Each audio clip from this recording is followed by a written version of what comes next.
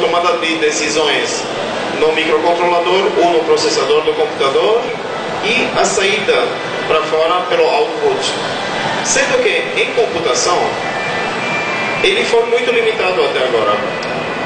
Nossos únicos inputs são através do teclado e do mouse, às vezes um scanner no máximo. Enquanto as saídas, os outputs, depois do processamento, são ou na tela, no monitor, ou numa impressora, ou gravar um arquivo para um HD externo. Esse é o máximo que as pessoas têm. Havendo essa percepção, as pessoas começaram a brincar de por que não usar o processador para dar entradas mais ricas através de sensores. Por exemplo, imagine um sensor de luz conectado à entrada do processador, ao invés de eu dar um comando pelo mouse, e o sensor de luz vai detectar a intensidade da luz e conforme esse dado eu vou processar alguma coisa para acionar alguma coisa fora. Um sensor de cor que detecta uma cor, sensor de som que consegue, tem várias formas de sensor de som, de apenas barulhos, pelo decibel, pela intensidade do barulho, ou mais sofisticados até microfone, onde há leitura da fala, transformando isso em texto por softwares. Sensores de imã. Todas essas formas de entrada de dados, ela é física, ela não é apenas bits. Lógico que o resultado final são bits, mas é uma conexão física com o processador. Por isso que de lá que vem o nome Physical Computing. E as saídas, ao invés de ir uma demonstração do resultado do processamento numa tela ou numa impressora, ao invés disso ele vai para atuadores, que podem ser diversos atuadores. Um LED, um conjunto de LEDs coloridos que vai simular uma dança, um sintetizador, por exemplo, é uma saída, um output físico. Ele não é apenas uma tela. Motores, desde motores de passo, motores servomotores, motores com caixa de redução, motores de giro comuns, solenoides, qualquer objeto que recebendo um estímulo elétrico ele se move, ou emite som, ou emite luz, ou cor, luz colorida de cores diferentes, são atuadores. Esses atuadores substituem o output do computador, ao invés de ir para apenas a tela ou a impressora, começar a fazer coisas se moverem. Um afluente chamado processing. Aliás, antes disso, eu vou apresentar para vocês o Arduino, para vocês já entenderem do que eu estou falando, senão vai ser uma coisa abstrata. O Arduino é esse pequeno circuito que vocês estão vendo, que tem nele um microcontrolador, um microchip do Atmega. Até aí não tem novidades. Chips do microcontroladores do PIC ou do Atmega são muito comuns em todas as universidades, faculdades de mecatrônica. Todo aluno do eletrônico já fez algum projeto com PIC e aprendeu a usar, dando muito trabalho para fazer resultados mais ou menos.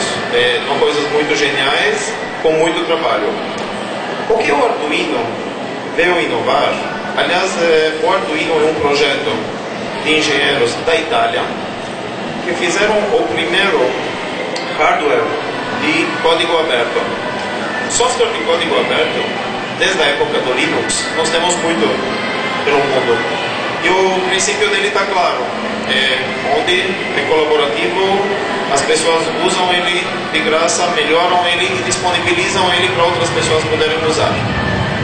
Só que o hardware open source até então não existia, é coisa nova de 1 ano, 2 anos para cá mais ou menos. E o Arduino foi um dos primeiros, se não foi o primeiro.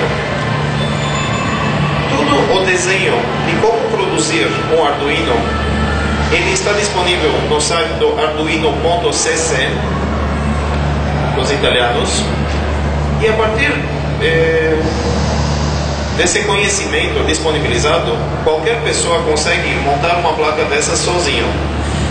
O custo no Brasil, pelos custos dos componentes no mercado brasileiro, de montar um Arduino em casa, não passa dos 35 ou 40 reais mais ou menos, uma placa dessas. O próprio processador vale uns 15 reais. Os pequenos componentes, o resto dos componentes, a parte mais cara na verdade é o STI, esse chip aqui, que é um CI de solda de superfície, que é um pouco difícil fazer isso em casa, mas no YouTube tem muitos vídeos que ensinam como fazer essa solda de superfície. Dá trabalho, mas dá para fazer isso em casa. Se usa uma frigideira para fazer isso. É engraçado, mas é isso mesmo. E dá certo. Às vezes você queima mas uma vez que você aprendeu, dá para fazer com tranquilidade.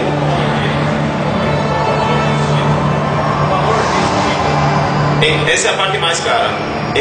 Existe um kit completo, um circuito com a entrada USB mais o chip já montado na faixa de 25 reais.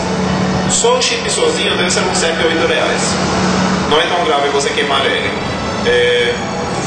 Mas tem gente que, para evitar o trabalho e o custo, utiliza Arduino com a entrada serial. Porque, na verdade, a gravação do software para dentro do microcontrolador é feito pela porta serial. Como que os computadores atuais, os computadores modernos, não tem mais nem porta paralela, nem porta serial, só tem a USB, aqui estão enganando o Arduino. Estão dando uma entrada USB, porém aquele CI, ele transforma o sinal de USB para serial.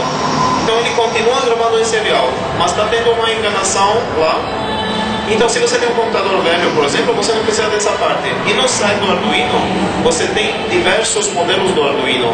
Muitos deles não precisam disso. Aí o custo cai para 25 reais no máximo. Não. Mas para que serve esse Arduino? A diferença do chip Atmega montado numa placa no padrão Arduino faz com que ele consiga interpretar uma linguagem IDE chamada Arduino mesmo. É uma linguagem de nível muito alto, ao invés de usar aquelas linguagens de nível baixo como o Assembler, quando o pessoal faz os exercícios de microcontrolador PIC nas faculdades, eles vão pelo caminho árduo de ter que aprender o Assembler, que é difícil, é demorado, a depuração dele é muito demorado.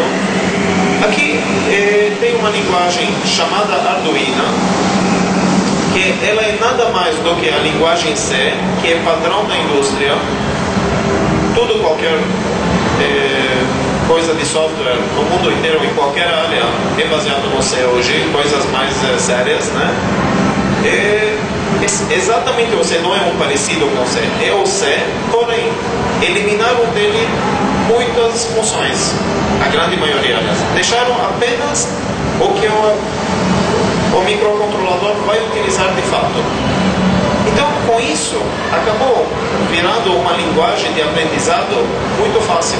Uma criança de 10 anos segue os tutoriais que vêm, que estão livres na internet, é tudo código aberto, é tudo gratuito. Então, a quantidade de informação disponível para isso na internet é incrível. Pena que a maioria é em inglês. Tem muita coisa já em português, mas quem tem um inglês básico vai tirar muito melhor proveito, porque tem muito mais projetos. Não são centenas de projetos, são dezenas de milhares de projetos, sem exagero, no mundo inteiro. Tem da Rússia, da Tchecoslováquia, de tudo, qualquer lugar do mundo já descobriram. Não é uma novidade, não que está sendo lançado agora. Ele foi lançado uns 3 anos, de 2, 3 anos para cá, agora que está sendo a explosão no mundo dele se popularizar. Pela facilidade de uso, pela facilidade de obter resultados muito imediatos, muito rápidos, ele virou muito popular. Ele é muito barato também, isso também facilita. Ele é muito polivalente. Aí que ele viabilizou o physical computing. A partir do momento que eu tenho acesso a um Arduino na minha mão, a gente não tem aqui, né? Voltou para o stand. Bom, depois a gente traz para mostrar para